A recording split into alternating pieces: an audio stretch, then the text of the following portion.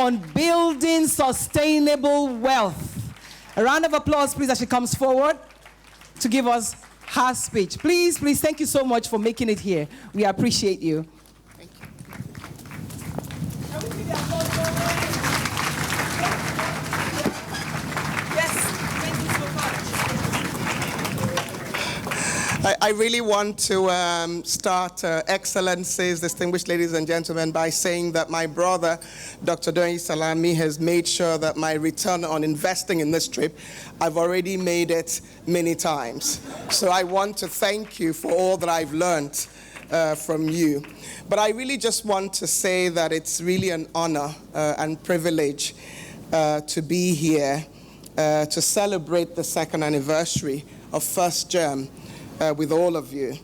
It is an innovative, phenomenal product, and I'm just so delighted for what we're all going to learn. But most importantly, I want to celebrate each one of you in this room. Because you understand the importance of building sustainable wealth. But please, you have to join me in celebrating the CEO, the MD, the Deputy Managing Director, Dr. Doyin Salami, and all the men in this room. And can I ask you to clap much louder than you're doing, please?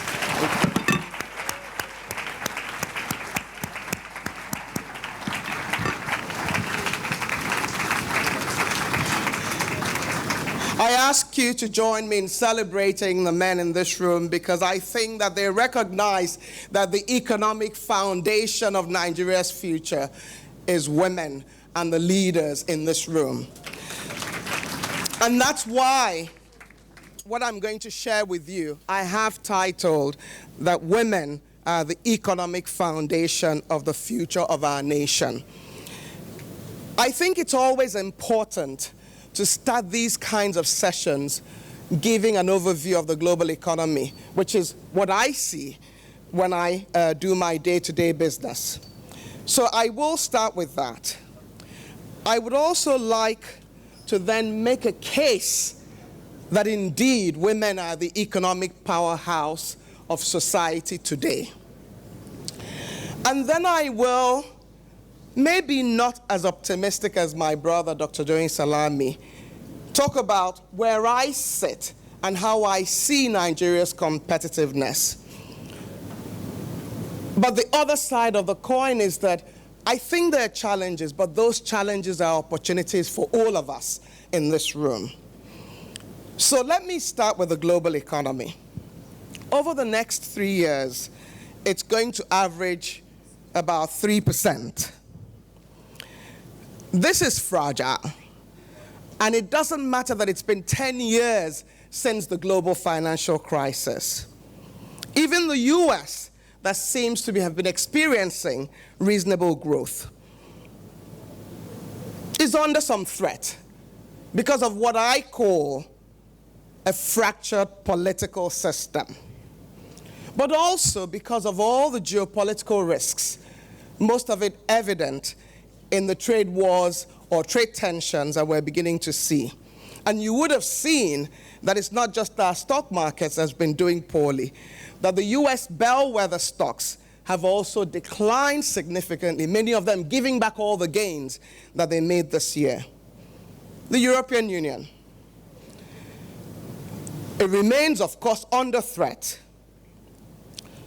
With recent election surprises in Germany, with Italy's outstanding budget dispute with the EU, with the uncertainties about Brexit.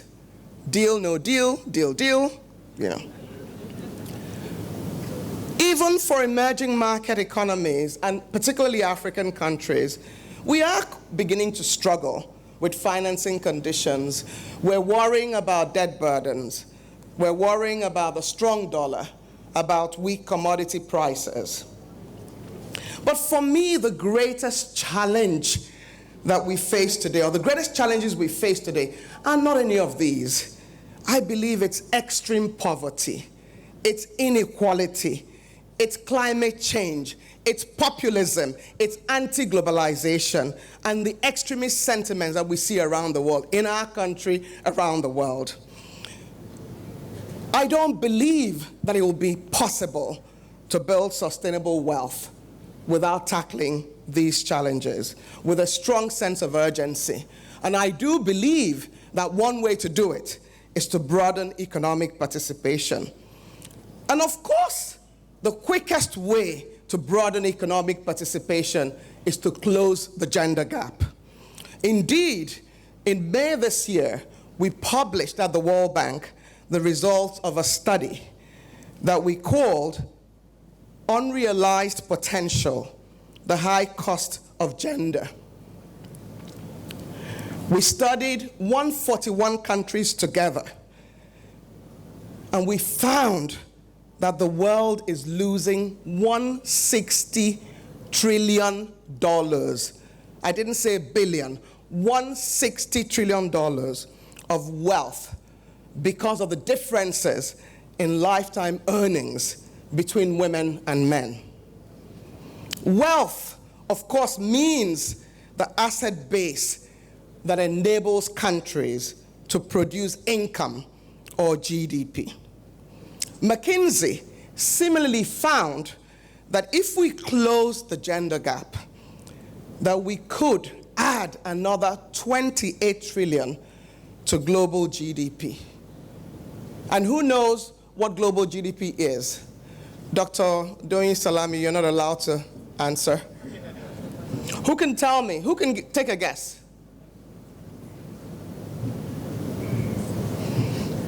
No one? Okay. Chairman, you're not allowed to answer.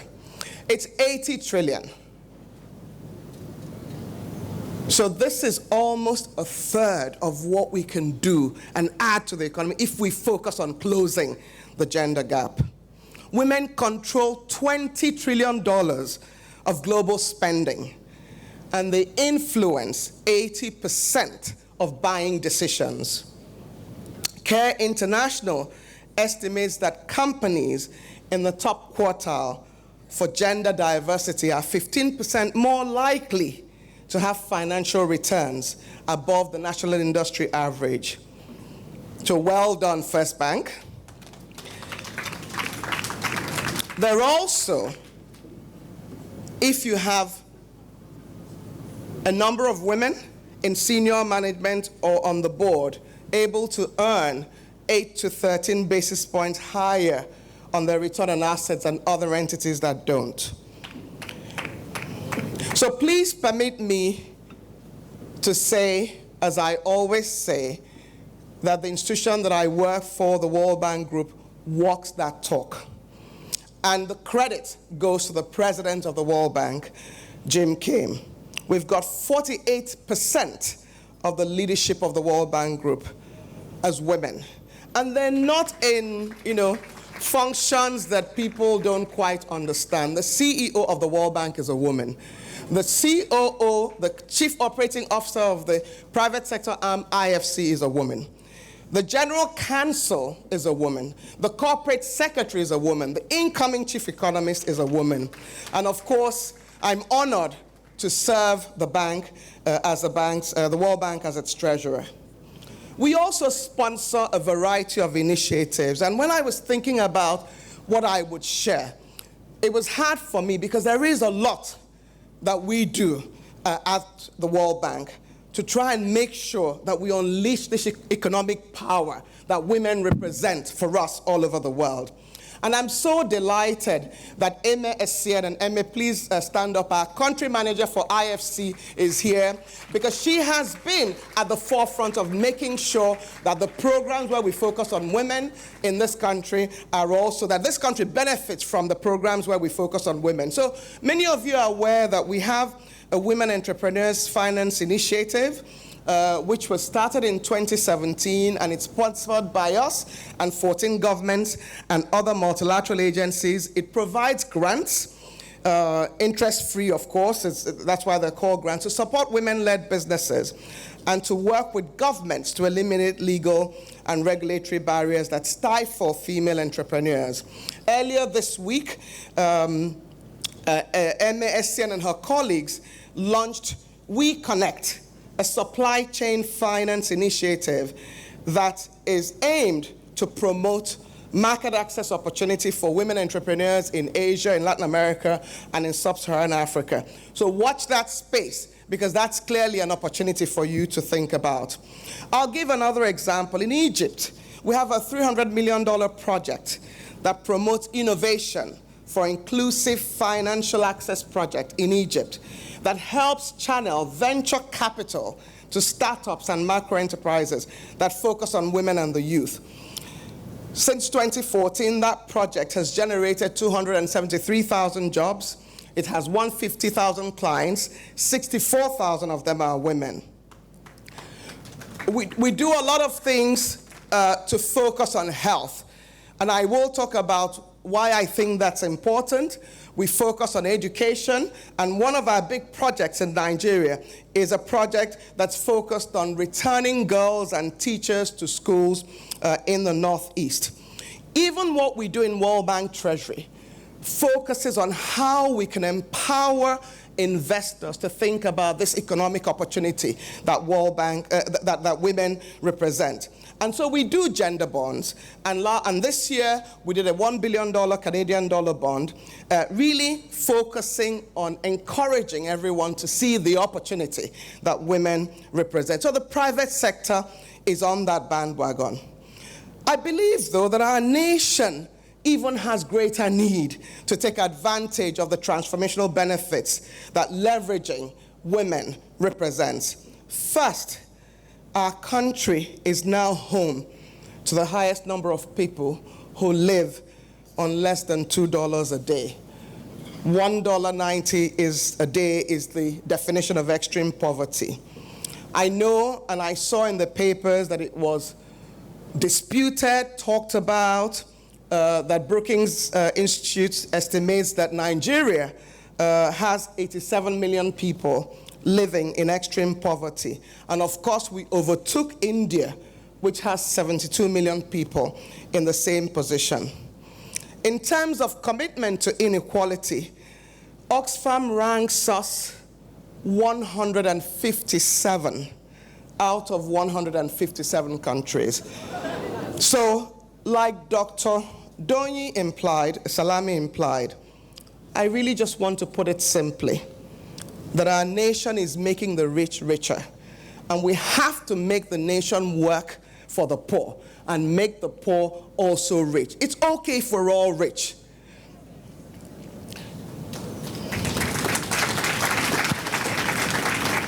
Dr. Salami mentioned that growth will be slow. People estimate that it's going to be about 2% over the next 3 years on average. This is, of course, probably at least a third of our potential. And we're very fertile as women. The average number of children per woman is more than 5.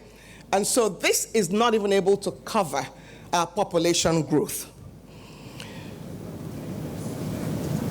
People have talked about our debt service to government revenue, which is about 65% and one of the highest in the world. And that's, of course, because we have one of the lowest tax bases. Our tax base is 7% of our GDP. As we all know, a functioning ecosystem to tackle the challenges that we face or to unleash the opportunities has to cover security, health, education, macroeconomic stability, infrastructure, strong institutions, as well as a vibrant private sector that leverages innovation for success. I like to use the World Economic Forum's Global Competitiveness Index because it presents an integrated analysis of the macroeconomic and the micro-business aspects of competitiveness in one index. It assesses the ability of countries to provide high levels of prosperity to their citizens which is also a measure of how productive that country is in using the resources that are available to it. In its latest report, which is released in October, we were ranked 115 out of 140 countries. The ranking for macroeconomic stability for institutions, for infrastructure, and financial systems was at best 124. I believe that a secure, healthy, and educated populace, what I call the SHE, together has to be the foundation of a prosperous society. Unfortunately, we rank at best 119 in health, life expectancy, and workforce skills. Disheartening for me, and I know for all of us here, is that despite all of the good efforts of the government, that we rank 115 in organized crime, 114 in homicide rates, and we were just last but 139 in terms of incidences of terrorism. But I am not deterred, because I know that this is a nation of opportunity, and that we can basically, from those weaknesses, develop opportunities. But I do think that the scope for us to leverage the potential of the economic powerhouse, the Nigerian women, is also very important, because the World Economic Forum, in its gender gap report, ranks us 122 out of 144 countries. On female education, as many of you know, we're in the bottom 10 with a ranking of 135, and we still have 6.3 million girls who are out of school, who are between the age of 6 and 17. And the percentage of children out of school in our country is worse than Niger, the percentage in Niger and Chad. We still have, despite the good efforts of banks like First Bank, only 34% of women who have access to a financial institution, which is, of course, MD, a business opportunity for you to seek out more women. Athena, of course, similarly estimates that still only 38% of women hold bank accounts. An area that is not an area that I'm experienced in, but I want to talk about, is the participation of women in politics. I'm hoping that one day we will have female state governors, or do we already have any? Do we have anybody who's running? So none of you in this room think you're capable of running a state, given some of what we've seen in our nation. We have 6% of those in the legislature being women. And of course, we're better than only 5 countries. And I like to name the countries when I share this. It's Qatar, Lebanon, Kuwait, Thailand, and Yemen. Some people may deem that the data and the comparisons are flawed, exaggerated. You can call it whatever. But many of us live here. Many of us know that our nation can do better, and that we should do better with a strong sense of urgency. We have a population, people say, is about 200 million people, but people estimate that by 2050, that it will double, and that we will become the 3rd most populous nation in the world. Women today make up half of that population. Can you imagine where we will be if we harness the economic powerhouse that women represent?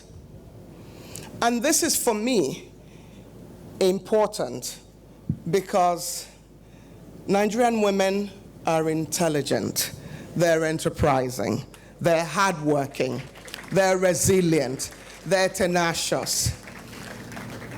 Ibukun Awashika, our host and chairman of First Bank, is a seasoned entrepreneur and corporate titan. My auntie, Dr. Nike Akonde, has been a great example for me for probably about 25 years, as long as I've known her, since we met at Harvard. Amina Mohammed, the Deputy Secretary General, is a great example of the United Nations. Chimamanda Adichie, a widely claimed author. And I can go on and on. Even as I look across the room, I can mention all the great women who have delivered when they have been called upon. Cecilia Akintomide. Also heartwarming for me, and I'm sure for you, was to read about the 5 female teenagers who came first place in the junior division of Technovision, the World Pitch Summit held in California recently. Lest we forget, our nation is great. We are great people. Think about the mobile phone revolution. From 400,000 phone lines in 1992 to more than 160 million telephone lines, and still counting. Look at what the banking sector has done with the liberalization of the banking sector. Look at what we had in 2004, a bankrupt pension system, $12 billion of liabilities, and 10 years later, it had $25 billion of assets under management. So there is opportunity, and we Nigerians work hard. We know how to make a difference. What can we learn from our past experience? What can we learn from other nations? The top 5 countries in terms of closing the gender gap, in my view, are examples to emulate: Iceland, Norway, Finland, Sweden, and Rwanda at home here. And you can see the correlation of their progress in closing the gender gap and the success of the nations. One example, in the interest of time, and I'll just cite one example that I'd like to share, is that Iceland has really taken this issue to the next level, and of course recently promulgated an act on equal status and equal rights for women and men, guaranteeing equality under the law. So lawyers, listen up. Cecilia, I'm referring to you and others. There are guidelines for governments, there are guidelines for businesses, and it's several areas, including wages, including gender-based violence, but we need to take bold steps in our nation. We're familiar with taking bold steps in the nation. I believe that we are well positioned. I believe that First Bank, you're an example. I believe, as Dr. Doyin Salami has pointed out, that the new economy presents several opportunities, whether emerging technologies, whether sustainability. I believe that there's a lot that we can do. The scale, in my view, of what we need to do in our nation to impact things today is not one that we should leave just to the president, to the vice president, to the senators, to the House of Rep members, to the state governors alone. We should take responsibility individually and collectively for enabling our nation realize its full potential. Most importantly, everyone in this great nation came out of the womb of a woman. It is therefore our duty to ensure that our children realize their God-given potential. No mother wants their child to become a ritual killer, to become a kidnapper, to become a suicide bomber. Every mother wants their child to be the best they can be. Let us reclaim our role and lead our nation to its God-given potential. Women, whether you're a career woman, a business owner, a corporate leader, a housewife, a housemaker, we should join what I call the GET revolution. What is the GET revolution? G for grow. Grow is cultivate a life of learning. Invest in yourself through education. Invest in your future through setting aside funds. And Dr. Doyin Salami has given us tips that we can apply immediately. Engage. Be politically active. How many people have their PVCs? I think it's PVCs they're called. I don't have because we're not allowed to vote since we live abroad. So there's only 2 people who have PVCs. Okay. There's enough people. So getting a PVC is 1. 2, making sure you're going to vote on that day is 2. But 3, making sure that the causes you care for are being dealt with. So for everybody, whether you have a PVC or you don't have a PVC, we can hold our politicians accountable. We can make sure that the causes we're passionate about, that those causes are being taken care of by our politicians. And we don't have to wait for the day of voting. We can have discussions with our friends in salons. We can have coffees after church, after the mosque. We can hang out with each other. And of course, Nigerians love WhatsApp. So you can join groups and share your views. Stay engaged. Stay engaged before elections, during elections, after elections. Stay engaged. This is our country. So E, engage, is my next one. The third is take. Take advantage of the opportunities that our nation offers us. And thank you, Dr. Doyin Salami. In fact, I'm thinking maybe I should just move back to Nigeria instead of going to Oxford next and come and take advantage of the opportunities that you talked about in technology, in retail, in agriculture, in sustainability, and many other areas. But let me just take the example of a nursing mother or a homemaker or a housewife and how that nursing mother can be part of the Get Revolution. Is there anybody who is a stay-at-home mom? Madame Fashola raised her hand. She's already doing some of the things I'm talking about. Are there others? Thank you. So can you share with us what you're doing to grow? Can you share with us what you're doing to grow? And remember, I said cultivating a life of learning, investing, and setting aside funds to save and invest for the future. And I'll ask you about what you're doing to engage. This is a practical class. Okay, here we go. Dame, we'll start with you. Okay. Because you were the first stay-at-home mom we saw. And you were taking notes too. Well, what I do is like this. Capacity building, so that I can help the young ones.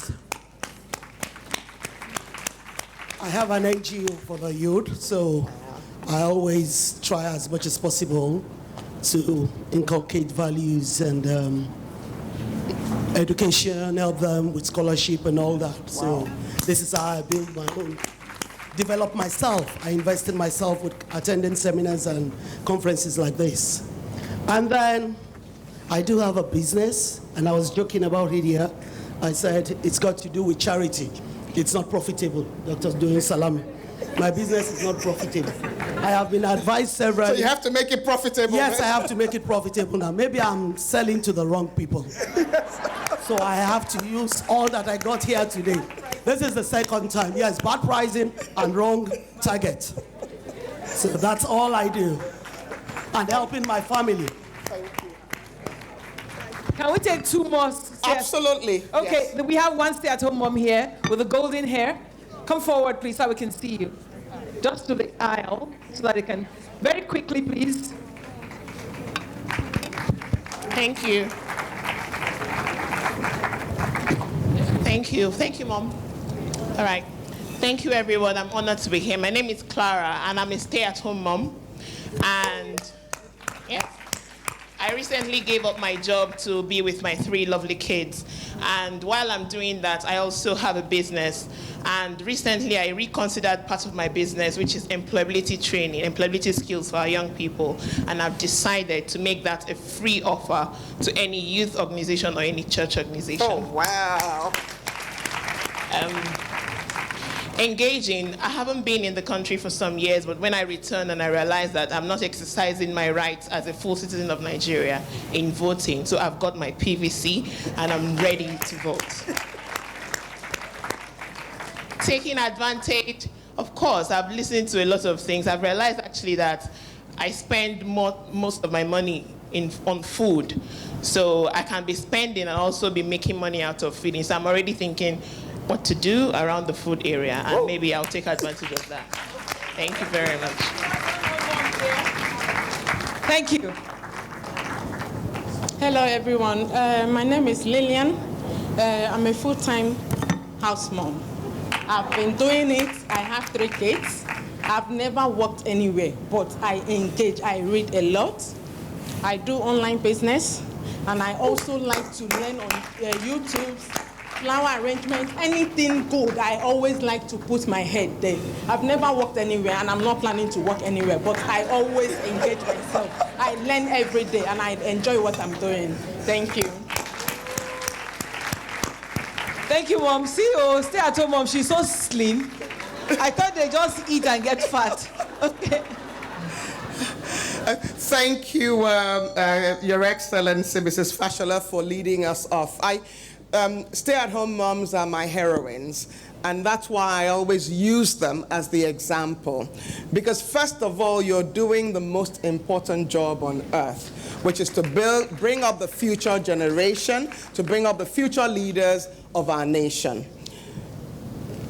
But the reason I thought that all of you kind of went inside me and heard some of the ideas that I would share. So I'm glad, Clara, that you leverage online. You talked about, what should you do in the food area? Maybe you should have a blog. Which, at Linda Ikeje and Bella Niger, that was the way they started, and Linda Ikeje now has a television station. So there are possibilities of things we can do. And I hope that we can engage more. I hope we can take advantage of the enormous opportunities that our nation offers to us. I believe that women's place in building an economy, in our case, rebuilding it, is often not well recognized. Women must start by recognizing their own importance as an economic and political force, and we should tool ourselves up. So I'm glad that the examples we got were people who were tooling themselves up every day. And we should be willing to fight for a place at the table.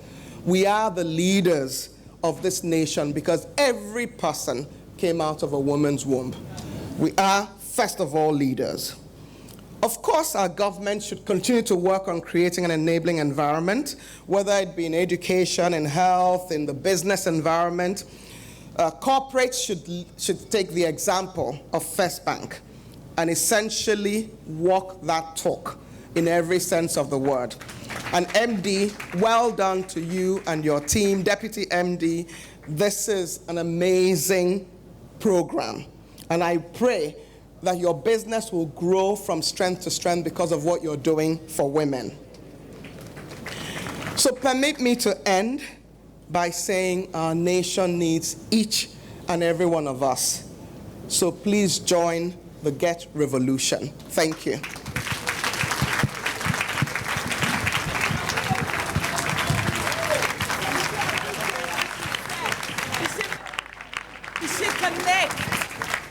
Thank you very much. So passionate. Blessed is the womb that bore you. Thank you so much. Every woman that walked in here today, no matter how tall you are, I'm sure you are taller now, like a few inches taller. So we'd like to quickly recognize a few people who came in while we were here. We'd like to start with the wife of the Ogun State Governor, Dr. Mrs. Funsho Amosun. Thank you for being here. We know that you guys believe in what's happening here. Women make sense. We'd also like to recognize the government of Rivers State, the Office of the Deputy Governor sent a representative. Inegogo Fubara, thank you for representing the Deputy Governor from Rivers State here today. We also have reps from the Anambra State Governor's wife, Mrs. Ebenechuku Obiano. She's represented by Sheyi, I'm not sure, and Mrs. Udeze Chika. If you're here, please send, you're going to come up very shortly. Arese Ugu. I call them the mommy and daughter of money matters in Nigeria. We also have, one of us, the company secretary of FBN Limited, Mrs. Irene Natima. She's here. Thank you very much. And right by your side, I can see, she wouldn't like to hear that I didn't buy a bag this year, but Femi Olaebi knows that I can afford Femi bags, one of the top bags in Nigeria. The CEO of Femi Handbags, thank you for being here. And Mrs. Adeola Aziz, thank you for supporting and thank you for being here. Now, I did promise that you can ask questions of the last two speakers. So if we have questions, quickly, I think we can take a couple of them, and you just specify who you would like to answer your question. Although for, yes, that's one person out there. I would appreciate if you just walked up. That'd be easier, madam, right? Anybody on this end? Yes, please come forward. That's two. Okay, so that you can tell us who you're speaking with, who you like to respond. Dr. Salami is right there, the number crunchers. Right, okay, so please, can we start with you? Okay, good morning everyone. My name is BC Shotunde and I run BZB Event, a training and management company based here in Lagos. My first question is to Dr. Doyin.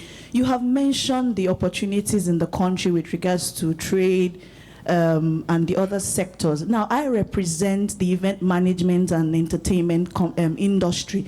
I run an academy where we train and mentor event entrepreneurs. I recently had a masterclass last week, and it was a huge success. Now, for someone who is not doing education in my own sector, what are the opportunities? What is the future of event management as a business, as an industry in Nigeria, sir? Okay, that's consultation. Please sit down. That's consultation, but you are lucky that First Bank brought you here. Just sit down. Is the question for Dr. Salami? Okay, so Dr. Salami, thank you very much. Right. You have one for, okay, lucky you. Dr. Salami, please, okay. Let her give her okay. question. Okay, quickly for ma'am, please. So you represent World Bank, and I know that there was a program for Women X at EDC. So talking again about the training institute that I run, BZB Academy, how can we tap into this opportunity for the event industry? I represent the event industry as a whole because I train, and up to date we've trained over 600 entrepreneurs in the space of 6-7 years. I've been doing this training. How can we tap into this opportunity? Thank you, ma'am. This woman is very sharp. She sold her business in the last 1 minute and she's looking for opportunities. That's why you're here. You can network later. You should be thanking First Bank, right? Can you guys give a First Bank Limited a round of applause? Yeah. So your question, do you have one for each person or just one for? Okay. Good afternoon. Let Dr. Doyin Salami answer his question first. Okay. Sir. Sorry, I'll keep you standing here. You are young and strong. Don't worry. Okay. Right. The sector that you work in is a sector that we are convinced will only continue to grow. And there's no long story about it. Forget the recession. The recession has happened, we've moved on. As incomes go up, lifestyle becomes more important. And as lifestyle becomes more important, people are looking, forgive my language, to outsource the kinds of event management. Look, if you were talking about event management 15, 20 years ago, there were very few opportunities. But now, it started with the corporates, organizing AGMs and events like that. But now it's gone to individuals. And of course, as you know, we're a very socially aware country, weddings, and as Benga says that in his village, you and Ijebu people, you come and see. So for me, so that's the first thing. But the other point that you should not underestimate is the point about capacity building. I am clear in my mind, even if I say this and I probably will get slated for it eventually, that Nigeria's labor force is not fit for purpose. We really do need serious capacity building. Look, I sit in I'm an economist. You try to hire young economists. Once upon a time, when we try to do that, we give them tests, psychometric and GMAT and all that. Today, I don't. When they come, you just give them a blank piece of paper. can you write how you got here? No, truly. And I leave that to their interpretation. You can either write how you physically got here, or you can write your life journey. I don't care which one. But your ability to write conveys to me your sense of logic, your sense of reasoning, your capacity to punctuate, and all of that. And believe it or not, at that point, 95% are discarded. I was in Abuja recently, where I was told that a university at its convocation graduated 1/3 of its graduates in first class. Again, it suggests that people are carrying certificates beyond their capacities. So the whole business, if you ask me which is the biggest opportunity that Nigeria has, it is actually human capacity development. Everybody talks about infrastructure and all that. Forget it. That's government and big private sector money. But in terms of real business, let me describe the following to you. Every year, 1.5 million children write JAMB. 500,000 are admitted. So that's 1 million on the hip. Of the 500,000 that are admitted, 350,000 are graduated. So another 150,000 have joined them. Of the 350,000 that are graduated, probably 200 may be employed. Add another 150. Do that for 5 years. About 8 million kids of different descriptions. So if we don't know it yet, we need to build human capacity. And let me end this thing about human capacity on this note. I'm sure Dr. Oteh probably, will refer to this at some point. Many years ago, a study was done looking at China hemorrhaging jobs, that China's costs were rising, and they were looking for countries that could replace China in human capacity. And of course, Nigeria was considered because we've got a large population, But Nigeria quickly fell out, simply because the quality of human capital was just totally inadequate. And before you start blaming any government, we have built this up over a long period of time, and we are going to unwind it over a long period of time. My sense is, if we are really conscientious, if we are really focused, if we are really doing the right things, federal, state, local government, it's a 2-decade journey. And so, madam, do not, believe me, underrate your training capacity. In my view, human capacity development is the biggest single opportunity that Nigeria places on the table. Okay. Good morning.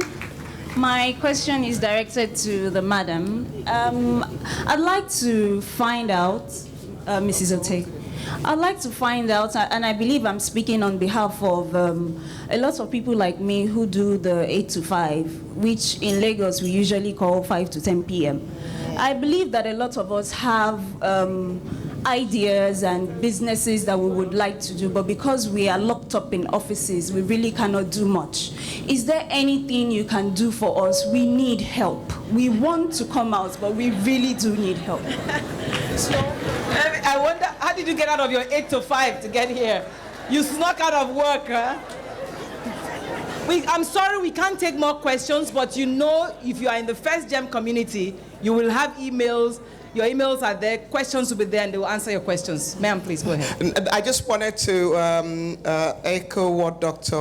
Doyin Salami said about human capital. It's not just our nation. It's the opportunity of a lifetime. In fact, the World Bank, we released the Human Capital Index, really to make the point that it's singularly more important than even infrastructure in transforming nations. And of course, our ranking is very low on the Human Capital Index. So I just want to say that I echo everything that Dr. Salami has said. The second point I'd like to make is that I think that the woman who spoke earlier is somebody we should all learn from, because she's got a two-pronged strategy. She's capturing what people tell me is the most important business in Nigeria. A non-Nigerian friend of mine told me that Nigerians will celebrate when somebody is born and they'll celebrate when somebody dies, and in between there are lots of celebrations. So that's an area of opportunity. And also you're straddling education as well. So well done, really proud of you. You asked specifically about what can we do to provide support. One of the reasons I introduced our country manager for IFC, who's based here in Lagos, is really to say that we're here to provide you support locally, but also to bring lessons from around the world. So feel that the country office here is a resource.